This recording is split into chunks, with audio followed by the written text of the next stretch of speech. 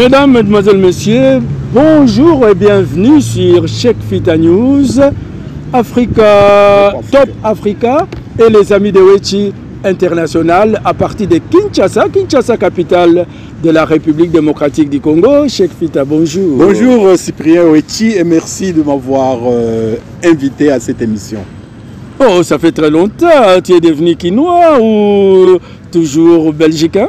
Bon, on réapprend à redevenir quinois. Alors, ça fait quand même 2 mois et demi que je suis là. Bon, je commence un peu à comprendre Kinshasa c'est quoi. Après des années et des années d'exil. Bon, on vous trouve aujourd'hui à Kinshasa. Est-ce qu'on peut connaître les motifs de votre voyage à Kinshasa? Bon, je suis venu à Kinshasa spécialement sur invitation de mon éditeur. Mon éditeur, c'est les éditions OSEM de Kinshasa. Avec les éditions OSEM, dans le cadre de mon jubilé de 45 ans d'écriture, les éditions ont publié un coffret de 10 livres. On avait fait d'ailleurs une émission comme ça à Bruxelles. Bon, à Bruxelles, je n'avais que les échantillons parce que la première édition, ça a été fait ici à Kinshasa. Donc, on a publié 10 livres. Les 10 livres sont là. Les 10 livres sont là. Et donc, l'éditeur a dit, c'est quand même un grand événement. Tu viens à Kinshasa, on fait non seulement la promotion de tes livres, mais on fait la promotion de la lecture du livre congolais via tes livres. Donc ça, c'est la première raison pour laquelle je suis ici. Et donc, nous sommes en période promotionnelle. Vous savez, le livre, ce n'est pas comme les Ngouba ou bien les Matembele qu'on consomme tous les jours. Les gens ont oublié la consommation du livre ici. Alors, il faut vraiment réapprendre, un peu comme réapprendre à marcher. C'est ça qui fait que depuis tout ce temps, je suis ici à Kinshasa. On cible donc des marchés, on cible des clients, etc. Et donc on élargit le marché, on réapprend aux gens à s'intéresser aux livres congolais. Donc ça, c'est la première raison. Ici, je dois donner la deuxième raison aussi. Oui, bon, toutes les raisons. Hein. Oui, la deuxième raison, c'est que notre pays est à un grand tournant de son histoire. Il y a eu un changement à la tête du pays. Il y avait un président, il est parti, il y a un autre. Moi, je donne toujours l'exemple d'une fête. Vous êtes dans une fête, il y a la musique. Quand une chanson se termine, quand on a mis une chanson, vous dansez. Mais quand la chanson se termine, on met une autre, vous changez de danse. Mais pour la politique, c'est la même chose. Quand un président part, ça veut dire une musique est finie. Un autre arrive, on met une autre musique. Malheureusement, souvent, les gens ils sont tellement habitués à danser, ils ne font pas attention. Ils continuent à danser sur l'ancienne chanson. On dit, mais non, on ne danse plus comme ça. Et donc, comme nous autres, on aime toujours danser choqué, alors que voilà, nous sommes à l'époque des Inosbi. Voilà, par exemple. Hein? Donc, moi, je me dis, le changement, le vrai changement dans un pays comme celui-ci, on ne peut l'avoir qu'avec les jeunes. Pourquoi? Parce que les jeunes sont le plus grand électorat. 60% plus même des Congolais sont des jeunes. Mais ces jeunes-là, ils font quoi? Quand on regarde là, ils font quoi? Qu'est-ce qu'ils ont comme boulot? Ils étudient, etc. Alors, avec une association belge, de droit belge, la CRDC, Alliance citoyenne pour la RD Congo, et en 2011, on avait le projet de faire un jumelage entre une commune de Belgique et une commune d'ici. De sorte que les gens qui sont en Belgique, adultes et enfants, cherchent des petits moyens, cherchent des matériels. Ils font jumelage avec une commune ici et on aide les jeunes à à faire le jumelage. Mais c'est plus grave. En 92, les gens ne vont même pas comprendre ce que je dis, mais ils vont comprendre, je vais avancer. Hein. En 92, à la conférence nationale souveraine, on avait pris une décision. Nous vous signalons que Cheikh Fita avait participé à la conférence nationale souveraine et à une certaine période, tu étais député. Hein? Oui, j'étais parlementaire. Parlementaire, hein? Oui. Okay. Donc, je sais de quoi je parle. Juste une précision. Oui. Donc, j'étais parlementaire de 92 à 97. Et donc, à la CNS, il avait été demandé à l'État de construire dans chaque commune une maison des jeunes et de la culture. Il y a 30 ans, enfin, ce sera 30 ans l'année prochaine. On avait demandé à l'État de construire dans chaque chef-lieu de province une grande maison de culture. 30 ans après, il n'y a rien. C'est grave. Donc, si on ne fait pas pression, dans 30 ans, il n'y aura toujours rien. J'ai dit, on a changé de régime. Eh bien, si on change de régime, on doit aussi changer des actions. Qu'est-ce que l'État fait pour les jeunes? Rien. Donc, le lobbying que je suis en train de faire, c'est pour mobiliser les jeunes via une association. Donc, nous, ACRDC de Belgique, on aura comme partenaire l'association des anciennes du lycée Umoja de Kolwezi. C'est des dames à qui j'avais donné cours il y a 30 ans, qui ont une association. Et elles sont déjà des mamans et des grandes décideurs ici.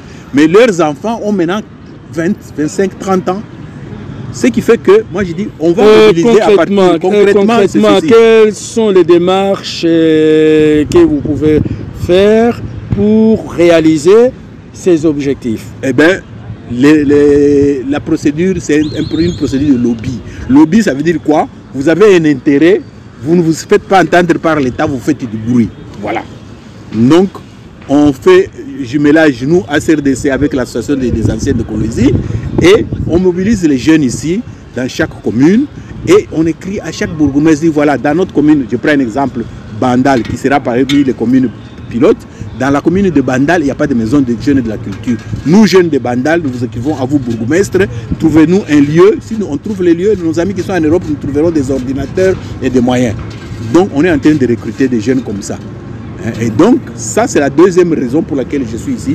Donc, que les gens ne s'étonnent pas que d'ici là, il y ait une grosse mobilisation des jeunes. Parce que les jeunes doivent déjà s'impliquer dans la marche du pays. Or, ils ne peuvent pas s'impliquer s'ils ne savent ni lire ni écrire. S'ils n'ont même pas un endroit où ils peuvent avoir Internet gratuitement. S'ils ne peuvent pas voir l'actualité. Parce que vous savez, il y a des jeunes, ils n'ont rien. Chez lui, il n'y a rien, il n'y a rien. Mais s'il va dans la maison des jeunes là, il y a l'Internet, il y a le film, il y a l'information, il y a les livres. Ils s'éduquent. C'est déjà beaucoup et ça n'existe pas. Et donc nous allons faire le lobby par rapport à ça. C'est la deuxième raison pour laquelle je suis là. Avant d'entrer en profondeur, oui, comme je vous ai posé la question de savoir qu'est-ce que vous faites pour réaliser ces objectifs, c'est-à-dire les deux objectifs, la lecture et la mobilisation des jeunes. Vous connaissez les gens qui nous gouvernent maintenant. Ce n'est plus à l'époque de l'ancien système où tu ne devais pas... On ne devait même pas faire cette émission ici, sinon tu serais quelque part. Vous connaissez tout le monde? Oui, non, tout le monde me connaît.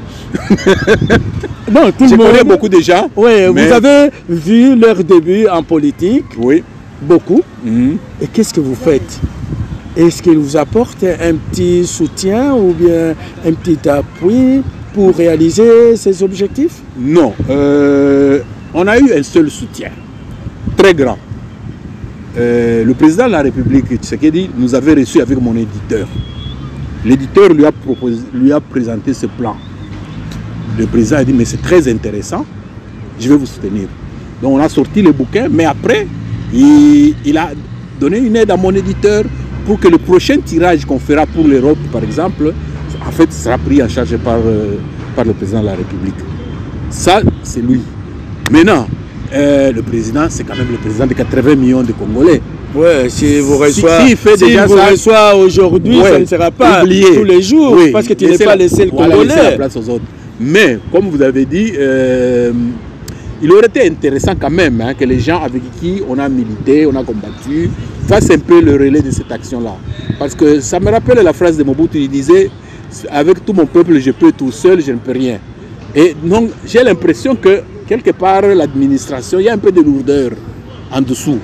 Et il faudrait... On va aborder ces chapitres à la fin. Tu as posé la question, j'ai répondu. Vous avez répondu à la question, mais on va en discuter après. Maintenant, la lecture. Oui. Il y a un adage congolais qui dit « Soki lingi kobombela congolais mbongo, il faut tiango nakati ya livre ». Oui. On dit cela. Donc, c'est pour dire qu'on n'a pas la culture de lecture. Vous avez raison, à 100%. Est-ce que les gens... comment les gens ont accueilli ces 10 ouvrages ici en République démocratique du Congo. Oui, en fait, c'est pour ça que je vous ai dit, je suis venu faire la promotion. Ça veut dire que, on dirait que c'est une nouveauté. Parce qu'effectivement, les gens ne lisent pas. Avant de dire pourquoi, posons-nous d'abord la question, pourquoi ils ne lisent pas? Ils ne lisent pas, ils disent que je lise ou que je ne lise pas, c'est la même chose. Non. Celui qui lit a une avance sur celui qui ne lit pas. Je vais donner un exemple. Tu vois, le livre ici, Peuple Mokonzi, je l'ai écrit en 2001. Voilà. Ouais. Je l'ai écrit en 2001. Un petit format, hein? Moi j'ai les petits formats. C'est ça. On avait fait une première édition en petit format à Bruxelles en 2002. Donc ça fait presque 20 ans que le livre est sorti. Maintenant, je vais prendre le livre ici. Je vais vous lire au hasard quelque chose qui est dans les...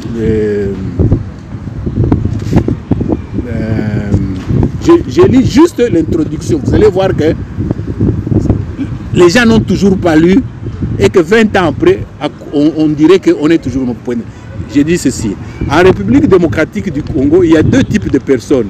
Ceux qui dirigent et ceux qui sont dirigés. Ceux qui vivent bien et ceux qui souffrent.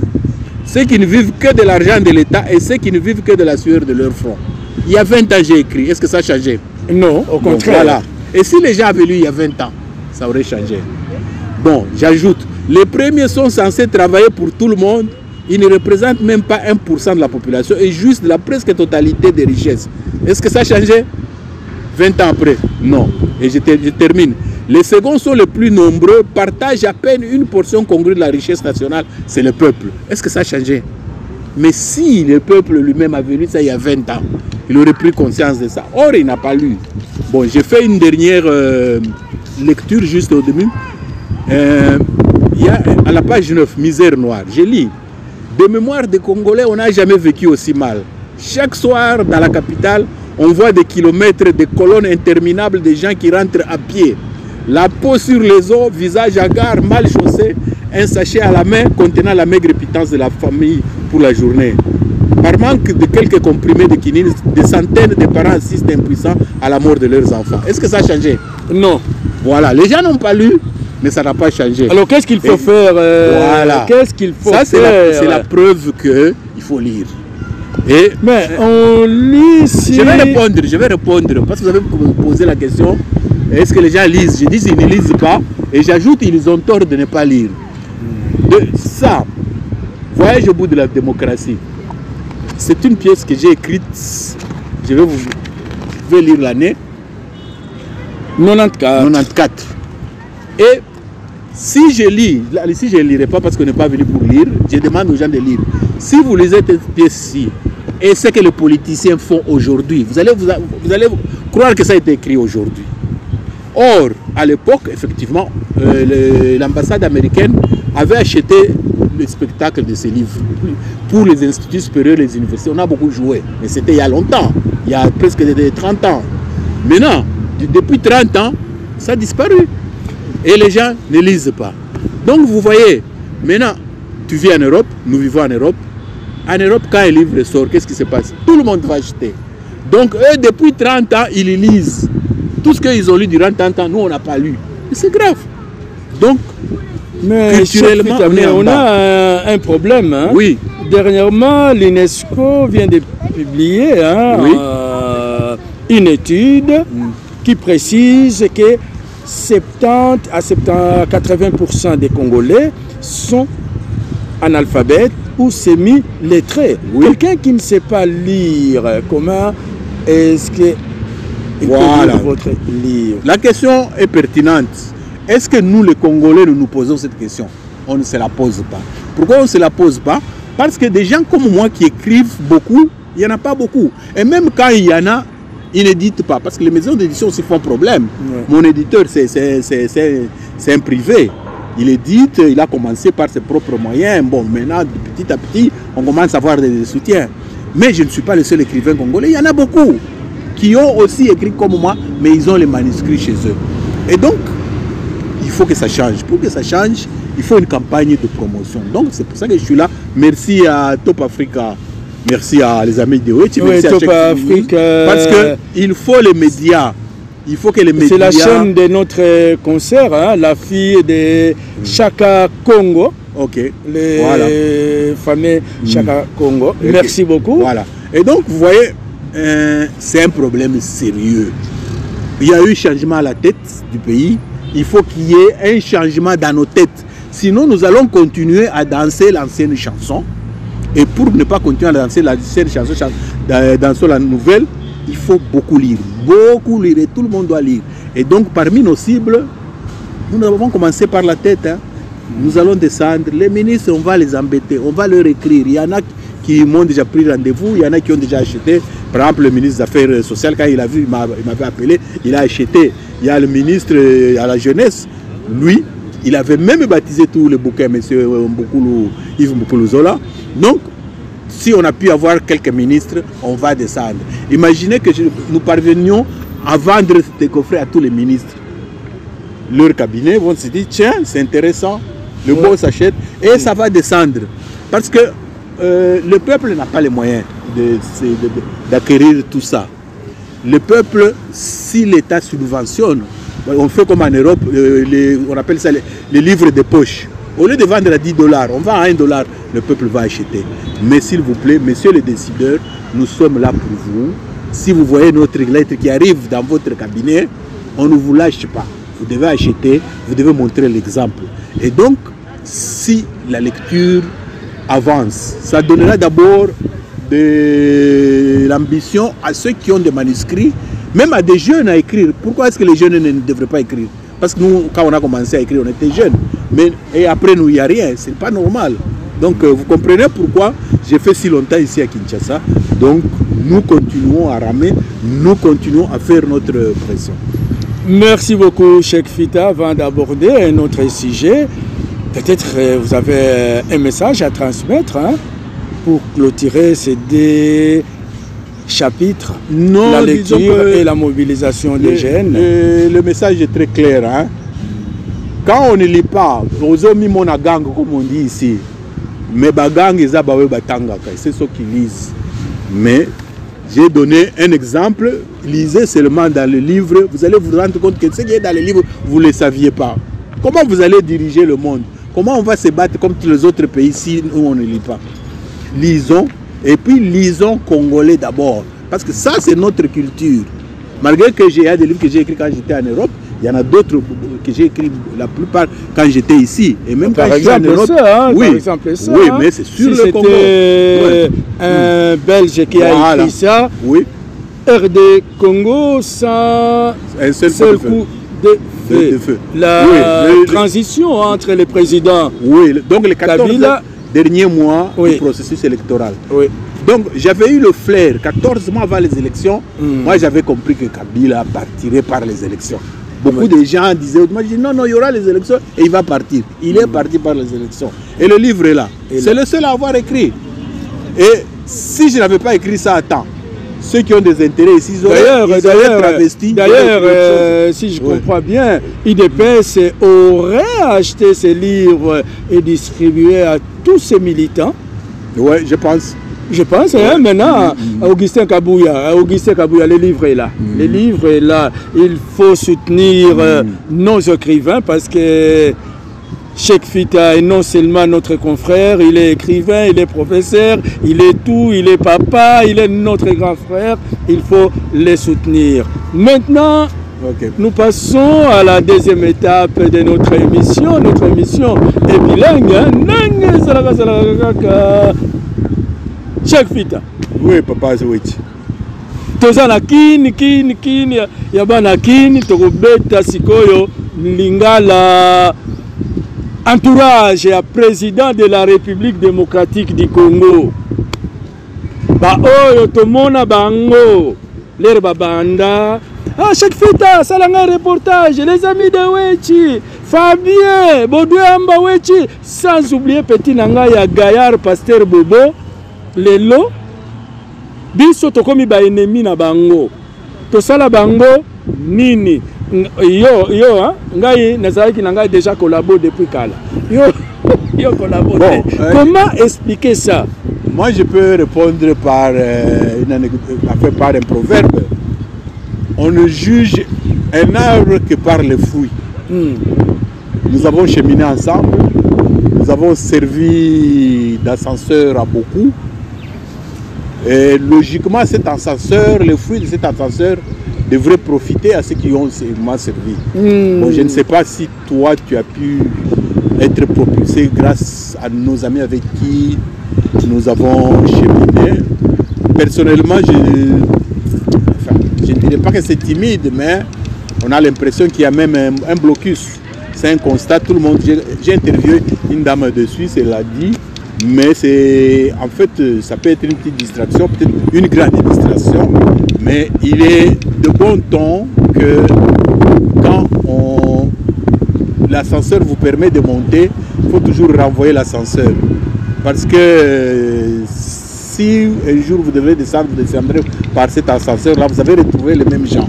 Et je pense qu'il faut un petit sursaut pour comprendre que ce n'est que des mandats, c'est des fonctions éphémères et qu'on vient de quelque part. Quand on appelle la base c'est là d'où l'on vient. La base de la plupart de ces gens, c'est la diaspora. Et l'immédiat de la diaspora, c'est nous. Et donc, il aurait même fallu que facilite à nos médias plus d'accès à l'information et pourquoi pas à des subventions. Bon, ça tarde à venir. Bon, ngai naza kaka na esengo moko pour expliquer d'abord na bana diaspora que ndenge bobane komona biso tozo sala musala oyo pendant plus de 30 ans tobane ko sala na mbongo na biso tobane ko senga mutu moko te yango tobane ko sala Moïse aye toke ko sala oyo aye bino na idéologie na bino tozo lia epa ya Moïse tozo lia epa ya Fachi tozo lia epa ya Kamere tozo lia non l'air totikeli bino poto boke epa ya Fachi bosali soni bana poto bokomi ko senga président mbongo na ba vidéo bana poto oyo nenge na yusa kibino na kofunda bino bakinois epa ya bakinois batu oyo bakinois batindeli biso bakinois oyo basali ba 6 mois bazokende poto na makolo biso bakinois oyo ya kala ya banyarkos akozwa Sabena Tingo lobi akomi na Belgique France oya ba papa Wemba akozwa commandant Ilunga avec Erzaïr oyo bokomi na nzela makolo bobani Gaboti na Turquie bozokatisa mai boye kobebisela biso poto bobane koloba bali mbongo totikeli bino poto maintenant biso tozongi na kini ekomi elengi oui, il faut dire que ekomi elengi poto ekomi eza même kini te soki pays nini bana poto bakomi kosenga président mbongo toyaki na biso tipesa biso mbongo tosala bosali soni totikeli bino poto tozongi na biso na kini pe bana kini oya vrai bazali bino bokanisi boke poto ozuka mwa photo batu batikelaki na kini batanga kite awa pe tozana ba docteur na biso baza na mayele ce n'est pas parce que vous avez na poto nde okomi na mayele ya koleka bana kini biso toye na kibana awa na kini on est ensemble na entourage ya président Félix Tshisekedi Tshilombo. Nous on n'est pas des mendiants, boye awa oyo kozwa mbongo na 40 pe ozwi mwasi ya malonga na 40 olingi kokanisa ke okomi yanke te bo kita na se bo aider président de la République makambo oyo bo komi kosala eza bien te. On n'est pas là pour vous demander votre argent. Tu vas se défouler, Si. Bon, moi, je peux juste mettre un commentaire. Il y a un commentaire, il y a vieux. Je peux dire que la vie à Kinshasa a changé. La vie à Kinshasa a changé, hein? Et Kinshasa et le Congo, terre d'avenir. Terre d'avenir. Donc, c'est le moment de revenir au Congo. Ouais. Et puis, bino wana poto, muke, verchache. Oh, wana masolo ya kala, kinu akomi ko raisonner en fonction ya étage. Yo na fonction ya sapato, kroko. Soyo, oh, wana makambo ya Papa Wemba kenda na Nyarkos, que leur âme repose en paix. Kin et komi mutunyo so asali, moi eloko na ye bozonga, soki bokoki poto te bozonga, soki bozana ba billet ya kozonga te, bo ibisa biso to sali la bino cotisation, to futeli bino avion bozongi, parce que makambo bosali na Allemagne. Vraiment, ils ont soni. Au yamba qui m'a camoué nini. Ndenge baso interpeller le président. Bon, disons que les gens doivent comprendre que Fachi n'est pas Fachi, il est une institution. Oui, malheureusement, il était avec nous en Europe, vous le voyez. Quand Ndenge na lobby, Makambo est changé. À comme institution, ce n'est plus quelqu'un qui dit non. On ne s'adresse pas comme ça à une institution. Une institution, il y a des canaux pour s'adresser. Et donc, moi, je pense que bon, c'est un incident à oublier. L'homme le plus puissant actuellement du Congo s'appelle Tshisekedi. Et donc, il faut le prendre à cette hauteur-là. Il a notre avenir à nous tous. Et cet avenir-là, c'est la contribution de chacun selon son profil. Et donc, nous ici, comme na suka émission na biso parce que ba confrère na ba concert na biso toza na concert na biso moko ba kangaki ye biso pe to kende na ko sala moi reportage to moni ndeko na biso ya top Africa azalaki awa soki oza na message question na posaki te. Il faut que le bango tokende kotia bango poids to la kisala mokili mobimba Fachi place ozali Fachi toza wana kanda na batuna yo bakangi journaliste bana poto bo panza eloko yo bakangi ba journaliste makambo yo ezalaki na tango ya kala ya ba aner ezongi lisusu yango tolingi tokende. OK, tozo lancer message, on est solidaire avec la, vous savez, bon, chaque corporation doit toujours se serrer les coudes. Ouais. Donc quelque chose qui arrive à quelqu'un de la corporation, au lieu de demander qu'est-ce qui s'est passé, on va d'abord récupérer la personne. Cette question-là, c'est après. Après. Maintenant, défendre d'abord la nôtre. Parce que, ce qui te dit, donc, comme on l'a fait, tu te souviens, même en Europe, il arrivait des moments avec le mouvement des combattants. On était très solidaires, nous on a toujours été solidaires avec les confrères, avec les consoeurs. Un dernier mot, parce que tu vas comme Kuna. Oui, donc mon mot c'est celui-là pour tous les confrères qui suivent notre élément, répercuter sur vos médias, qu'on libère d'abord la consoeur. Après on verra. Merci beaucoup. Tokomina suka émission la biso tokei ko sala moi reportage. Reportage to la kisa mokili mobimba. Merci Cheikh Fita. Merci beaucoup les amis de Wechi International, merci Cheikh Fita News, merci Top Africa.